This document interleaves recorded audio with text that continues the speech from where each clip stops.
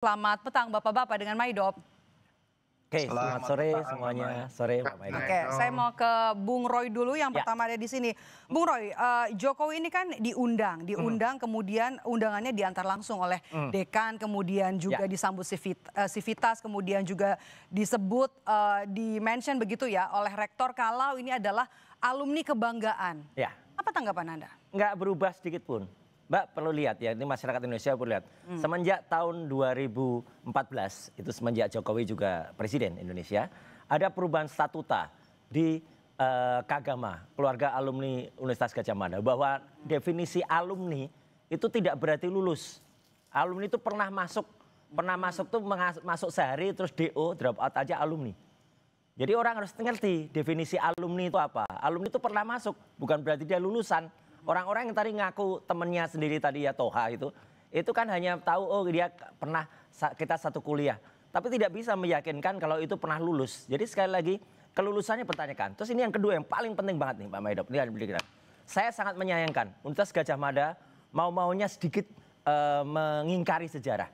Kok bisa Dies Natalis Fakultas Kehutanan itu diselenggarakan baru pada tanggal 16 Oktober ini? Sejarahnya Fakultas Kehutanan itu didirikan pada tanggal 17 Agustus tahun 1962. Artinya apa? Tahun 1963. Artinya kalau Dies Natalis ke-62 itu harusnya ya 17 Agustus. Ini mundur nih nggak pernah terjadi. Ya jarang banget sebuah fakultas mundur, pasti ada apa-apanya. Jadi artinya apa? Jangan-jangan ini menunggu ya sampai undangan itu diterima dan lain sebagainya. Jadi ini saya tapi tidak heran ya UGM tuh berkali-kali ini terakhir tuh pernah mengubah sejarah nama dekan, kemudian diganti padahal yang bersangkutan sudah meninggal, baru diubah setelah 13 tahun. Hari ini ada Dies yang diselenggarakan tidak pada tanggal Diesnya. Ini menurut saya cacat sejarah. Kita tidak melebar ke sana ya. Oh iya, tapi alumni itu jelas. Alumni tidak menunjukkan dia lulus atau tidak. Itu aja, udah clear kalau itu. Oke. Bung David. David, kalau misalnya ada kecurigaan begitu ya dari Bung Roy begitu soal alumni, kemudian juga ada beberapa sejarah yang mungkin ada tudingannya diubah begitu ya, iya, tidak sesuai dengan disesuaikan, ngapain juga gitu. Fakultas Kehutanan. Iya, kalau Bung Roy ngomong ini dimaklumin aja lah. Kan kita juga udah ngerti lah posisi Bung Roy ya. Saya selalu ya sebagai teman juga ya sering beberapa kali bertemu dalam dialog-dialog. Saya memaklumi aja lah kalau Bung Roy ngomong lah. Karena benar. Yang paling penting itu adalah pemahaman substansi ya, terminologi pertama. Kalau tadi kaitannya soal alumni, oke. Alumni itu adalah orang yang pernah berkuliah di sana. Tetapi substansi yang selalu dikomplain oleh Mas Roy ini kan soal ijazah kan. Nah terminologi ijazah itu kalau baca kembali lagi saya mau katakan seperti kemarin malam saya sampaikan bahwa kalau baca Permendikbud Riset nomor 50 tahun 2024 itu terminologi ijazah ada di situ.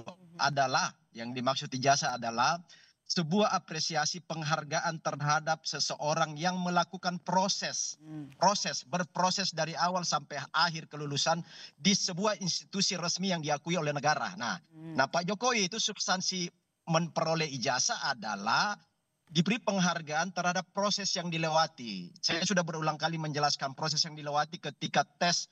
Kalau di zaman saya tahun 90 itu mengatakan UMPTN, Sipenmaru, seleksi penerimaan mahasiswa baru. Saya nggak tahu istilahnya di tahun 80-an itu.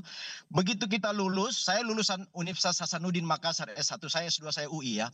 Jadi diumumkan di koran lokal di Solo khususnya UGM, muncul nama Pak Jokowi bahwa Pak Jokowi lulus sebagai mahasiswa yang diterima di UGM. Yang kedua mendaftar secara formal administratif, itu nama Pak Jokowi bunyi di pendaftaran mahasiswa baru ketika sudah lulus diterima. Kemudian proses, kalau dulu namanya ospek atau perpeloncoan, teman-temannya juga menjadi kesaksian kan, teman angkatan Jokowi kami dipelonco di ospek apa segala macam. Lalu kuliah bersama-sama, naik gunung bersama-sama di organisasi ekstrakurikuler pencinta alam, sampai yudisum sebagian besar bersama karena wisuda itu kan ada yang mungkin duluan setahun, ada yang duluan per semester, tapi sebagian besar masih sama-sama wisuda. Nah, pertanyaannya adalah ijazah asli itu adalah diberikan secara legal oleh UGM yang punya otoritas untuk itu. Kalau UGM mengatakan nggak berproses, nggak mungkin ijazah lahir. Itu yang pertama. Kemudian dari acara kegiatan kemarin itu ada 3 pesannya Mbak, ada 3 pesan. Yang pertama adalah pengakuan pengakuan oleh UGM bahwa dan menegaskan bahwa Jokowi itu adalah alumni yang sah. Itu yang pertama. Yang kedua adalah apresiasi. Kata-kata adalah alumni yang terbaik yang membanggakan UGM. Itu pengakuan, apresiasi. Membagongkan. Kemudian yang ketiga adalah pesan yang disampaikan UGM ke publik melalui media ini bahwa memang UGM tidak sedikit pun goyah kalau misalnya isu yang diangkat Mas Roy dan teman-temannya itu nggak ada pengaruh UGM. Justru harus UGM ini sebenarnya kalau mau agak sedikit lebih maju, UGM ini harus memberi sanksi kepada Mas Roy dan kawan-kawannya karena sudah menodai, mencederai dan menista UGM seolah-olah UGM mengeluarkan ijazah palsu. Itu nggak benar banget kan, di situ poinnya sebenarnya dari. Oke, kita sudah dapat poinnya ya, Bung David. Bung David, saya mau ke Mas Roy nih. Mas Roy, tadi disampaikan sudah ada pengumuman juga bahkan ya. Rektor itu pidato bilang kalau Jokowi ini adalah alumni kebanggaan. Apakah kemudian ini tidak serta-merta mematahkan tudingan Anda dan teman-teman? Sama sekali tidak, karena orang-orang yang ada di situ termasuk Rektor Ova Emilia itu kita sudah tahu track record-nya semua. Jadi nggak apa-apa, kita tunggu saja akan terbukti nanti ke belakangnya.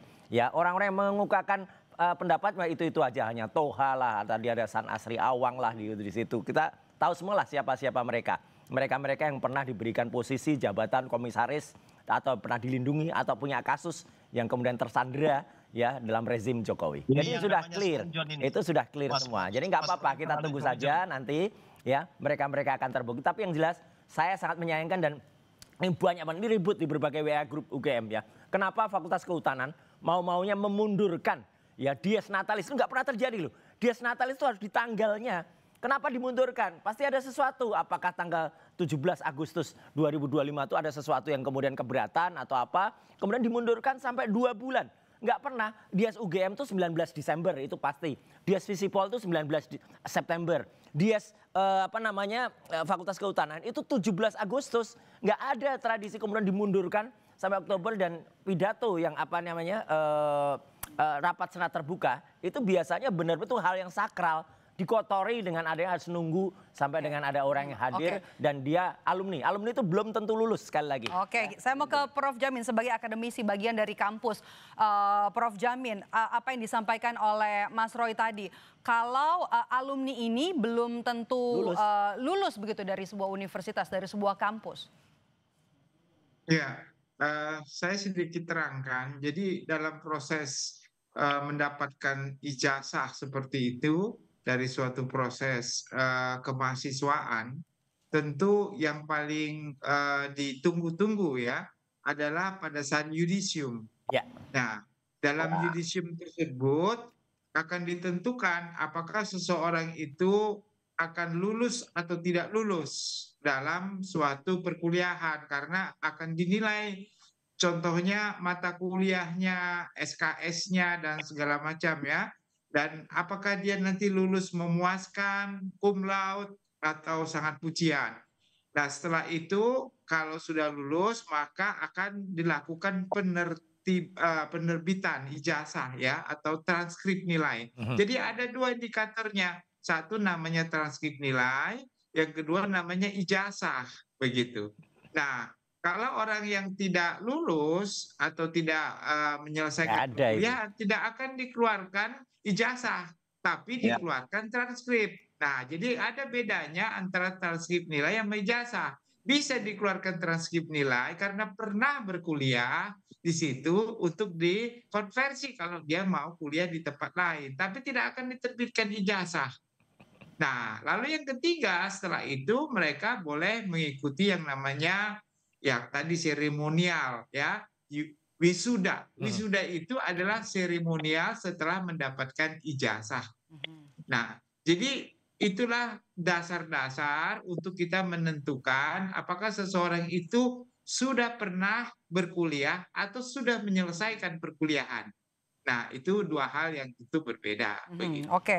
Jadi pernyataan dari rektor yang menyebut kalau Jokowi ini adalah alumni kebanggaan, ini kemudian bisa jadi bukti baru ya untuk mematahkan tudingan dari Roy Suryo CS. Enggak sama sekali. Ya, sekali lagi kalau dikaitkan dengan pembuktian, kita nggak bisa mengambil keterangan di luar persidangan Itu yang sebagai benar. suatu alat bukti kalau tidak pernah dihadirkan kepada penyidik. Yes. Jadi kalau mau membuktikan ini sebagai suatu alat bukti yang sah, silakan datang ke penyidik untuk diserahkan kepada penyidik supaya bisa memperkuat keyakinan penyidik sebenarnya dia ini benar. Tapi jangan sampai nanti waktu bukti diserahkan dilaporin lagi nanti sebagai bukti palsu.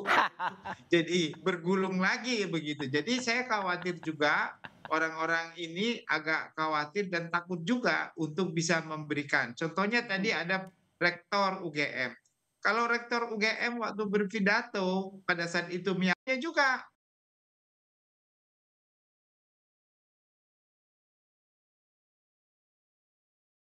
untuk memperkuat keyakinan kalau sebenarnya memang dia adalah alumni yang tadi yang disebutkan. Jadi itu sebagai dasar yang kuat. Tapi kalau cuma disampaikan di ruang publik yang bukan penyidik itu nggak mempunyai nilai apa-apa begitu. Iya. Oke. Roy Suryo CS, di kubu Roy Suryo CS ini kan selalu mencari bukti-bukti baru untuk membuktikan tudingan soal ijazah palsu dari Presiden ke-7 Republik Indonesia Joko Widodo, tapi tidak pernah melaporkannya ke polisi. Apa alasannya? Jangan dijawab dulu Mas Roy, kita bahas usai jeda. Tetaplah bersama kami di Kompas Petang.